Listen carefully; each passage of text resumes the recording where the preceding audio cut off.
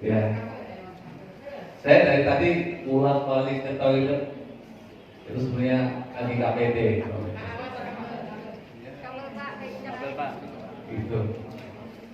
Saya nggak pede. Karena apa? Saya dengar dari cerita Pak Haji Mastur itu, banyak dosen, banyak rektor, banyak yang latar belakangnya orang-orang luar biasa. Aplaus Pak buat Anda semua.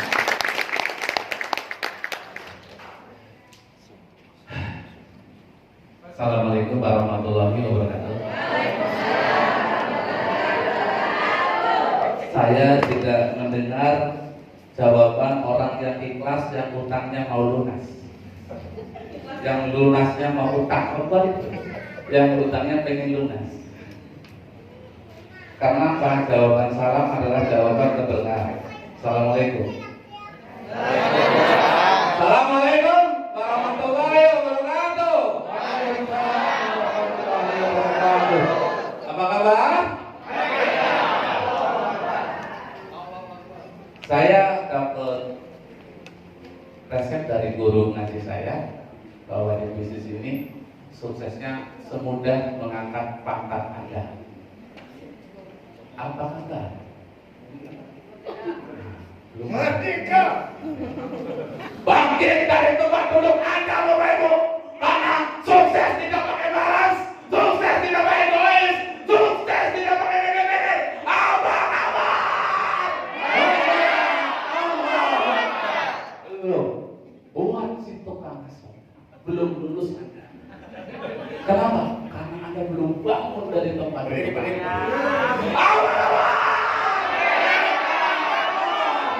Aplaus Anda semua, Bapak Ibu. Dan aplaus Anda juga tidak menandakan bahwa Anda serius kepengen diridhoi oleh Allah. Suksesnya orang yang mau diridhoi oleh Allah, aplausnya ada suaranya, Bapak Ibu.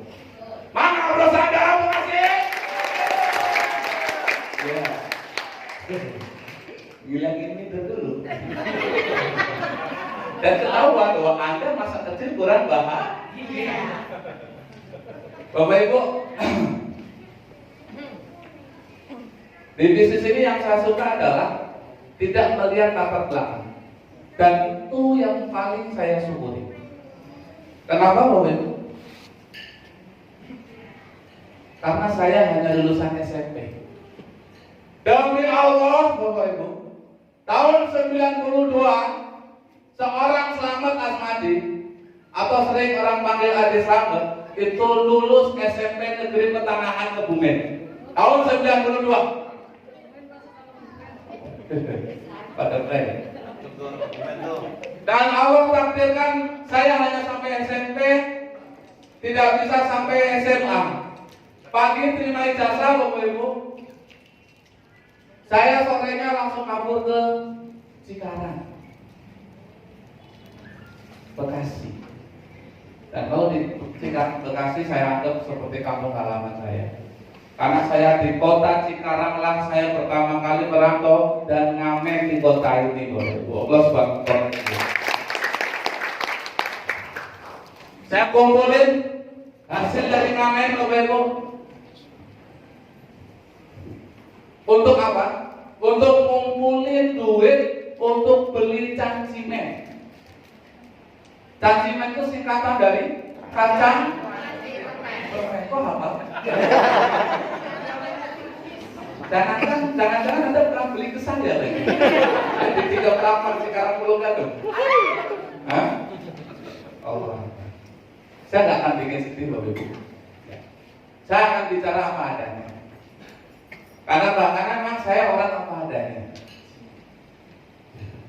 Saya juga alhamdulillah Bapak Ibu oleh Allah dikasih kelebihan mataku jereng. Dan ini yang membuat saya dalam perjalanan itu kadang-kadang minder.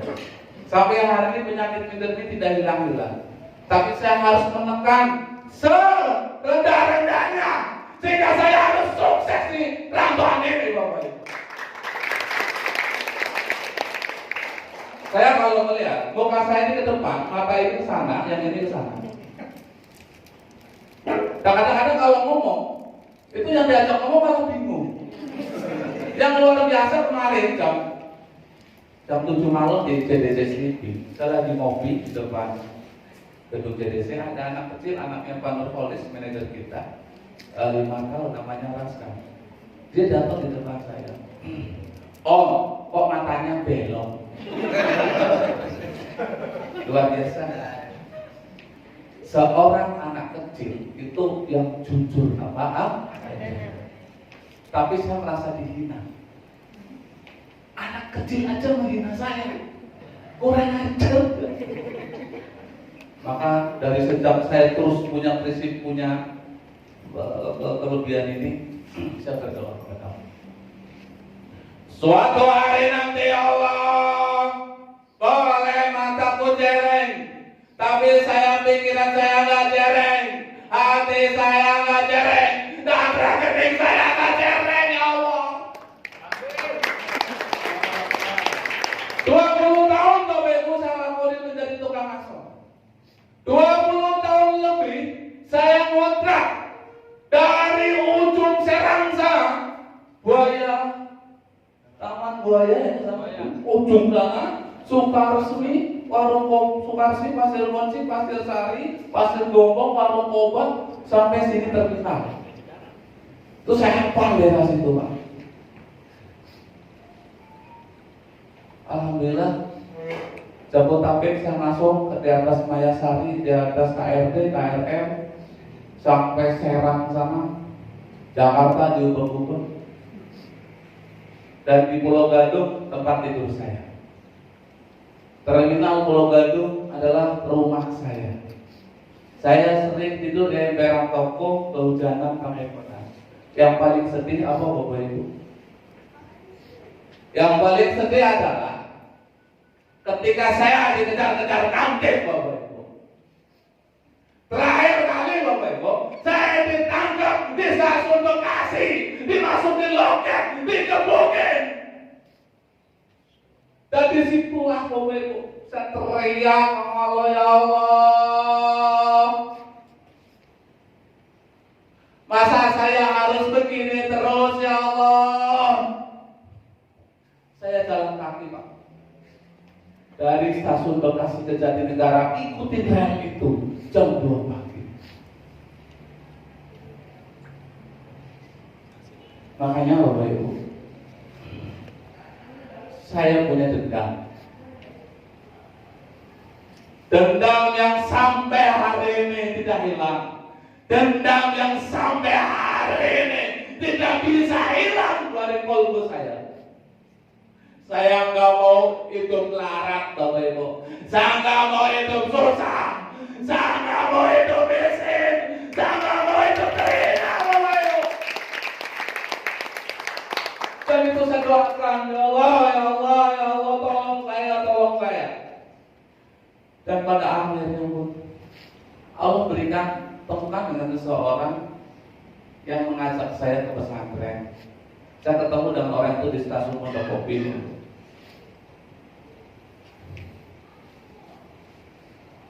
Orang itu cuma bilang ke saya, Mas, kamu kayaknya tidurnya sering di sini. Ya, Pak, saya memang di sini, dan ini saya baru dikebukin kantin, ditangkap di stasiun Bekasi, saya jalan ke sini. Ya udah, kalau gitu kamu ikut saya aja. Ngawulo, kalau orang Jawa bilang. Apa ya bahasa Indonesia? Ngabdi. Kamu ngabdi saya, ngabdi aja sama saya.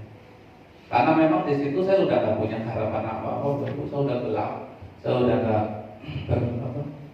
berpikir, udah gak bisa ngasong lagi. Ya sudah, saya ikut Pak ini. Dan saya ikut dengan Pak Kiai itu, koordinasi saya itu. Saya boleh minum enggak? Saya boleh minum enggak?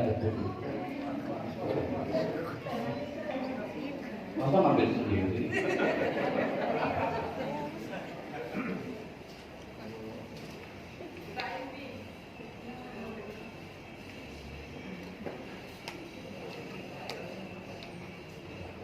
Makasih Bunda.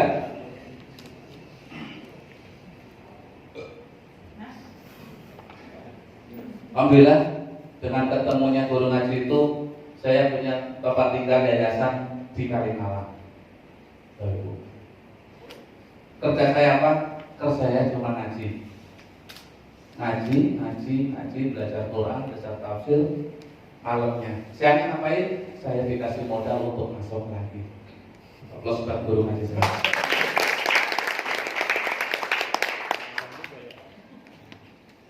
Luar biasa. Saya kembalikan habitat masuk. Kalau masuk lagi, tapi dengan bekal yang berbeda. Kalau ngasong sebelum ketemu yayasan saya tidak tahu agama, tapi setelah ketemu yayasan saya tahu arah hidup. Alhamdulillah. Pagi ngasong, malam ngaji terus berjalan, gitu. Dan akhirnya nggak tahu kenapa guru ngaji saya tahu ngajak ke Tebet. Ayo, kamu ikut saya. Dan saya paling tidak berani melawan kiai. Karena kata kiai saya, kalau kamu melawan kiai gurumu, kamu kualat. Kamu samina lakon aja, kamu nurut aja. Ya sudah, Bapak Ibu, saya ikutin maunya guru nanti saya dan ke kantor tersebut. Ternyata saya dipresentasi oleh guru nanti saya. Alhamdulillah, saya tidak berpikir negatif Bapak Ibu dengan dipresentasi oleh guru nanti saya. Saya positif. Kenapa? Karena dendam sudah terlalu tebal. Dendam sudah terlalu lama. 20 tahun lebih saya ngontrak, 20 tahun lebih saya ngasong, 20 tahun lebih saya dihina, 20 tahun lebih saya termiskin, saya terhina, saya ngontrak, saya bingung Bapak Ibu. Saya bilang ke kiai saya harus gimana Pak Kiai? Kamu nurut sama saya, kamu TPS sini. Luar biasanya Pak, saya nggak punya modal Pak. Tapi kata kiai saya, kamu punya Allah, minta sama Allah, minta. Jangan pernah minta ke manusia, minta sama Allah. Udoni, kata kiai saya seperti itu. Oke Pak Kiai. Saya doa, terus saya dikasih amalan. Alhamdulillah, Pak Kiai saya ngasih dua ide. Doanya, amalannya ya, actionnya adalah satu, jual atau gade. Dua adalah bodol, berani optimis pakai duit orang lain.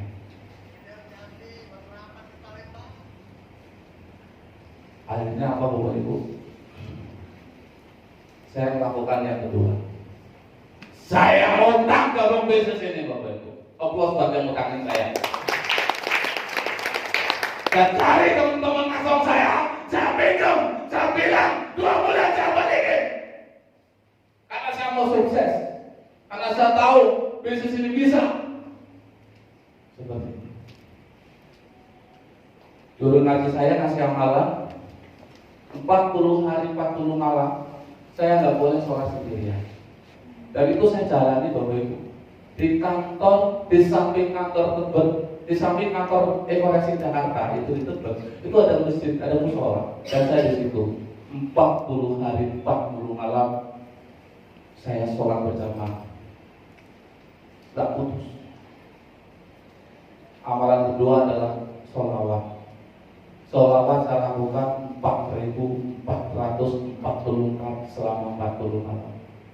Itu dari jam 1 malam sampai jam 4 pagi saya duduk sila di pengimaman. Terus Allahumma sholli ala sayyidina Muhammad wa ala ali Allahumma sholli ala sayyidina Muhammad. Terus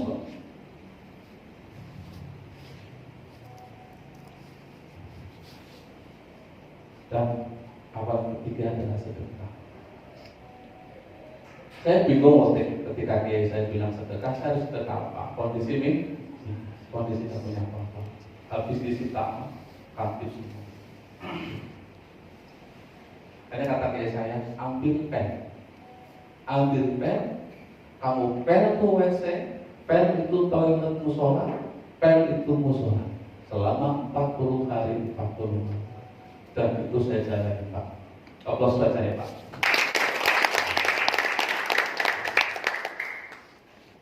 Dan saya bilang, di sepertiga setelah kamu sholawatan, ungkapkanlah apa yang kamu mau, yang hajat kepada Allah, ungkapkanlah. Luar biasa.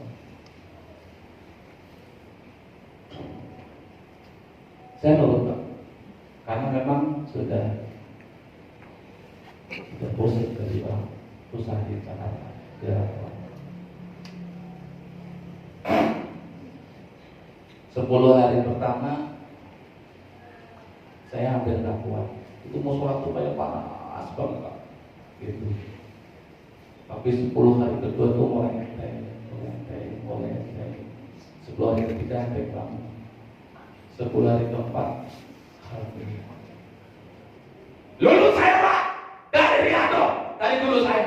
Allah sebuah guru saya dan saya, Pak. Wah, semangat saya, Pak. Dan di dalam 40 hari 40 malam itu saya doa. Selama saya ngasong waktu belum ketemu kayak saya selalu protes sama Allah. Ya Allah, katanya orang berdoa kok dikasih, kok saya marah terus, kok saya hina terus, kok saya gak ketemu jalan. Mana mampu meramu, ya Allah. Ternyata itu ujian sebelum saya ketemu guru ngaji saya.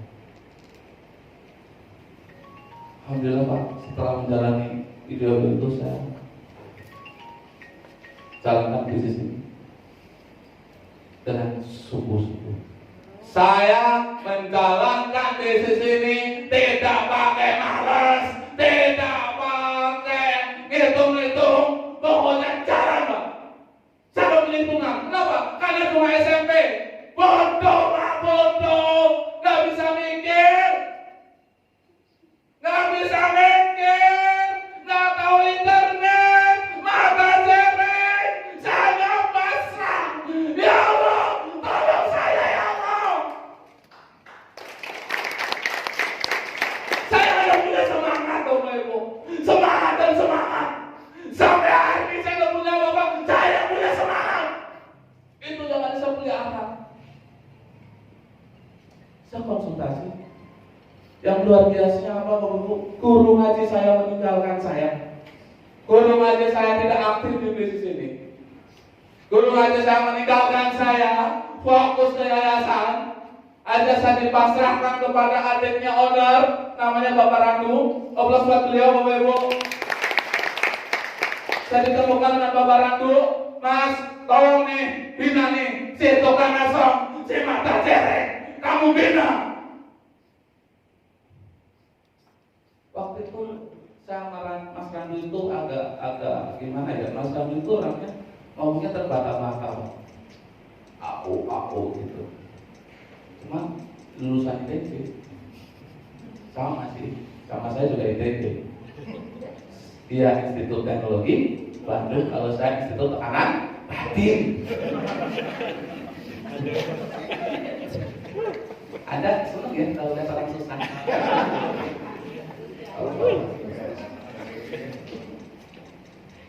Dan itu saya saya dengerin. Saya selalu berpatokan kepada kiai saya, Pak. Kamu ikuti apa yang dikatakan oleh Mas Randu. Udah, Mas Randu cuma bilang apa? Karena Mas Randu tahu saya diajak interview susah, diajak mikir susah, apa akhirnya? Mentalnya pemikiran Randu paling ini bisanya cuma ngajak orang. Ya udah, di kerjamu cuma nulikin orang tiap hari di kantor tebet. Mas Randu cuma nyuruh gitu doang. Akhirnya apa? Salah, siap. Kalau cuma ngajak orang masa sanggup. Gitu. Akhirnya apa, Bu Ibu? Kerjaan saya tiap hari di Tebet nyuri ngajakin orang, nyulikin orang bawa ke Tebet.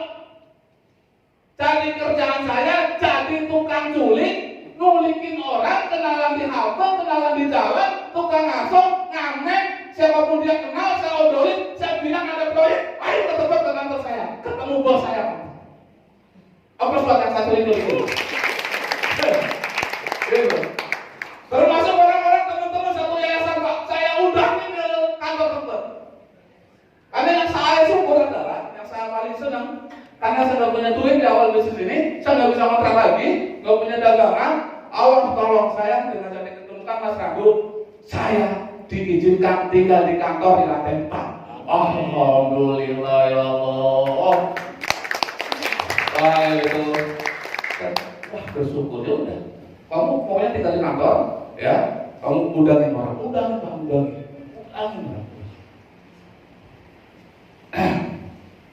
Dan luar biasa, satu yayasan pun yang saya ajak nolak semua. Luar biasa. Tapi saya doa saya nggak akan putus asa ya Allah. Karena saya yakin wakil nama bersama sulit adamu. Saya cari lagi anak yayasan saya. Saya harus sukses pokoknya di bisnis ini. Karena kerjanya gampang, cuma undang orang. Saya belum bisa presentasi Pak, cuma kerjanya undang aja. Gitu. Alhamdulillah, saya bawa sekitar 5 orang dari yayasan, sisa-sisa orang yang pada nolak pun, ya. Dan dari 5 orang tersaring dan lahirlah 1 orang menjadi brilian saya, menjadi tim saya luar biasa. Ya, beliau namanya Bapak Wahyudi. Hari ini dapat mobil. Bapak Wahyudi hari ini dapat mobil dan sebentar lagi dapat Pajero. Orangnya ada di sini Pak, nih depan saya. Yang lagi rekam. Plus beliau. Jadi kalau Bapak Ibu nggak percaya dengan mulut saya, tanya ke dia, jawab saya. Benarkah saya kosong? Benarkah saya gosong dulu? Ini tak saksinya. Ada foto masuk saya kalau nggak salah tuh yang gosong baju. Ada nggak? Nah, boleh. Ini usia 24 tahun. Gosong, bukan hitam. Ini kata Bu Wiwi, salah satu leader peraih Pajero Cikarang, sekampung sama saya. Ini bukan hitam, tapi gosong dan saya dapat gelar si lutung dari Kebumen. Aplaus buat si lutung Pak. Saya sendiri aja nggak percaya Pak kalau itu saya. Kaget saya dikirim foto ini sama anak saya malam-malam jam 12. Ya ini ayah waktu usia 24 ya. Itu dia foto, dulu kan foto tidak kali 4 itu dipoto lagi, dikirim lewat WhatsApp. Luar biasa Pak. Nah saya rajin minum kolagen rajin. Di produk kita yang dasar ada namanya LPN strawberry, membuat awet muda. Jadi kalau eco-racing salah satu fungsinya adalah merontokkan kerak-kerak di mobil kan. Dalam tanki. Nah, kolagen merontokkan kerak-kerak di tubuh. Ini buktinya Pak Tom. 1 tahun ini tiap malam saya minum kolagen terus Pak. Pokoknya kalau nggak ada kolagen nggak hidup aja. Itu kenapa? Karena kepengen sukses, kepengen kaya orang-orang. Karena selama ini lutung. Ternyata saya lutung. Allah. Alhamdulillah. Ini sudah siapa saya nggak kenal.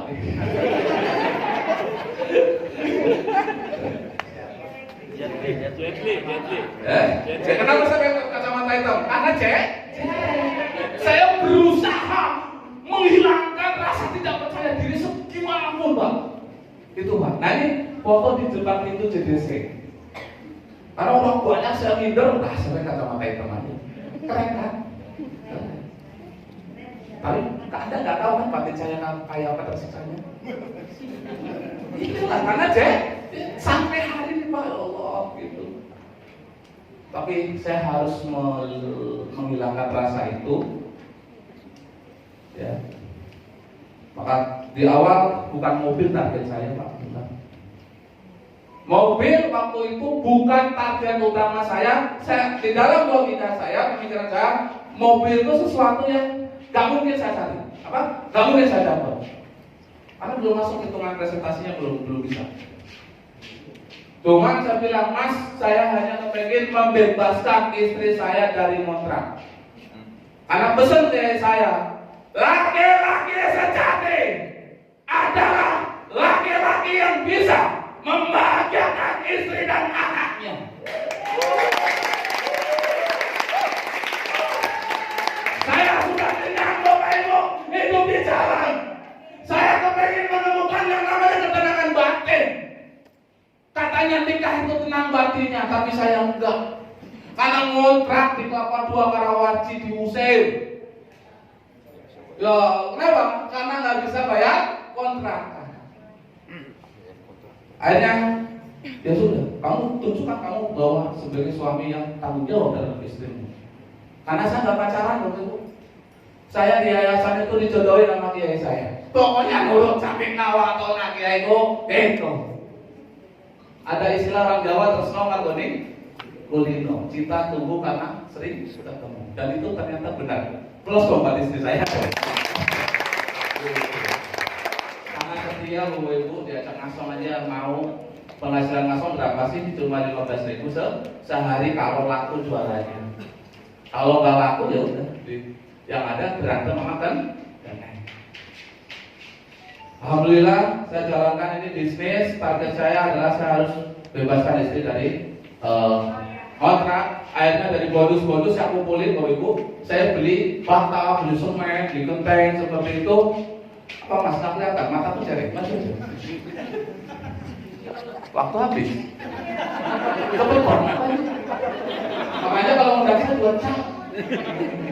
Terus gimana ini? Lanjut? Ya, target saya rumah. Alhamdulillah sudah berdiri rumahnya. Saya sudah bebas kontrak. Saya sudah tak pusing lagi sama motor. Saya harus bebaskan diri dari yang namanya naik kendaraan umum. Saya harus punya motor. Dan alhamdulillah dari bisnis ini pun sampai detik ini baru dapat 7 motor. 30 paket lagi saya dapat lagi motor 8. Ya, dan ternyata naik motor enak enak Pak. Jatuh dari metro ini, jatuh dari motor nabrak trotoar saya. Kepanasan, kehujanan juga, kehujanan. Akhirnya apa? Doa, ya Allah, aku pengen mobil. Bapak Ibu kalau Anda jalankan bisnis dengan serius, Anda dipaksa punya mobil, Bapak Ibu. Alhamdulillah, sampai detik ini saya baru dapat 5 unit, Bapak Ibu. 4 mobilnya, 1 Pajero, mobilnya tuh, pegang tuh kalau itu mobil beneran. STNK dan BPKB nama saya sendiri. Saya kalau takut Bapak Ibu melakukan sesuatu, lihat plat nomornya D1305 1,3B O,5 OS. Baca. Bos Eko. Yes. Nih Bos Eko nih. Yang lebih dahsyat lagi apa Bapak Ibu yang saya suka dari bisnis ini? Di samping dapat ribet-ribetnya, ini macam-macam hilang Bapak Ibu. Anda akan dapat penghasilan harian, mingguan dan bulanan. Nah ini yang saya senang. Dulu saya 15.000 sehari, tapi sekarang seminggu rata-rata 10 juta. Gak tendang. Istriku lah yang lebih dahsyat lagi apa? Jumat kemarin sore masuk ribet uang cash dari rekening saya 250 juta. Makanya saya semangat Bapak Ibu. Saya nawaikan di bisnis dakwah. Kuncinya adalah barang siapa menolong kesulitan orang lain, maka Allah